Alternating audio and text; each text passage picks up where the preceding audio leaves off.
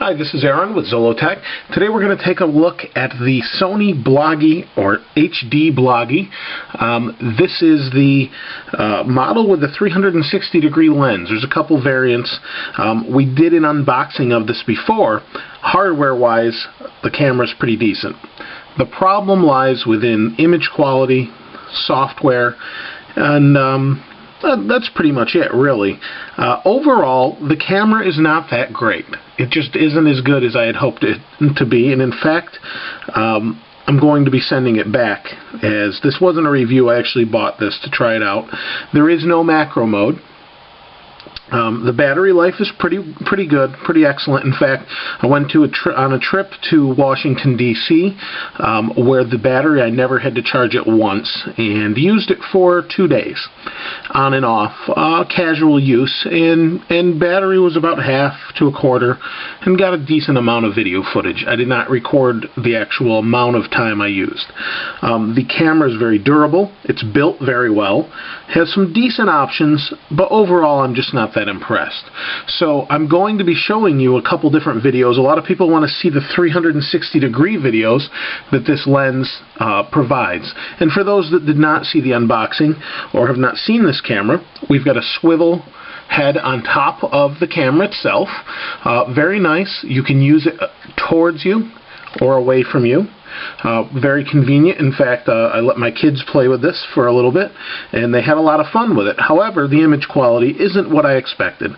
It does do 1080p video by 30 frames per second. It does 720p by 30 frames per second, and also has image stabilization that I found not to be too good. It does 60 frames a second as well in 720p mode. Now, with this lens on here, we get a 360 degree view, which then can be transformed by the software into a panorama. That's a very unique feature for this camera. The problem with that is it's not Mac compatible. If you only have a Mac, you're going to want to definitely pass, because this won't work with it. You need to use Parallels or have a Windows PC readily available in order to transform the round picture that this captures. So let me go ahead and turn this back on, and I'll give you a brief look at what it looks like. So here we have this round picture here, and that's what you get. And what the software provides you with is an ability to turn that into a panorama, and we'll be showing you some of that video here. The panorama itself, when stretched out, is quite good, but the picture quality is just not what I had hoped for. It's okay, it's acceptable, but it's not what you would think of as a normal high-def camera. The software itself was a pain to install. First of all, I didn't know it had no Mac support for that, for the 360 conversion, which is pretty disappointing. It does have its own software built into this when you hook it into your computer, and to do that you simply push down on here and you've got a USB port, and that's how you charge it as well. You also have a spot for a tripod, and in this side you have your memory card, which supports SD or memory stick, and a rechargeable battery. So pretty nice. The problem again is with the software. First of all, to install it, you use a CD or a DVD that they give you. Once you install that, I had to go through a series of plugging this in and unplugging it to get it to recognize properly. I'm using Windows 7, and it's the Home Professional version. No problems there recognizing the camera. The problem was the software recognizing the camera. So what happens is you set up the software. As you install it, it wants to check for the camera, which is again Sony's backward thinking in trying to lock everything down. It's a simple conversion utility that allows you to send things to YouTube and that sort of thing, and it's just really not something that's very user friendly when it comes to installation. Once installed, and I finally got it to recognize the camera, it said, "Oh, you're this model. Let me give you the features for 360 degree panorama transformation." It didn't have the feature built in until it saw the camera and said, "Oh, you can have the feature now." That's, in my opinion, that's just not very very good, but it's very Sony-like with their lockdown mentality. Unfortunately, that was the biggest pain to install. There is no Mac version again, so that's another problem for me. I did convert it on my Windows PC. It's not bad software, it's the installation problem that's bad, or process that's bad. The camera itself, like I said, is okay, and you'll see in the video. So let's go ahead and show you some of the 360-degree video so you can see that. Alright, so I attached the 360-degree lens and figured we'd take a walk. Now, one thing to note is the option only allows 720.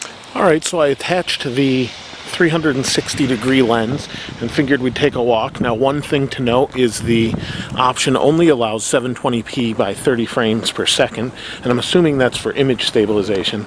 So I'm just taking a walk where I'm at now, and thought I'd demonstrate the 360-degree lens and the microphone as well. Yes, it's a little bit windy, it's cold and dark, and thought it'd be a good test to pick up where we're at. So this should hopefully give you an idea of the detail you can get from this camera. So here we're doing a 360-degree test on the Bloggie.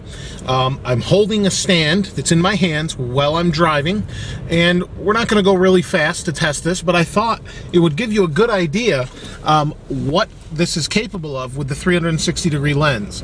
The camera itself is not great in low light. It's okay.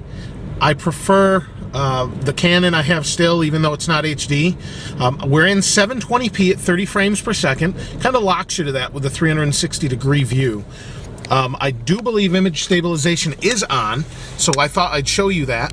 And I have the 360-degree lens on, so you can see I'm sitting here in the car, driving, and we're going to cross the road here.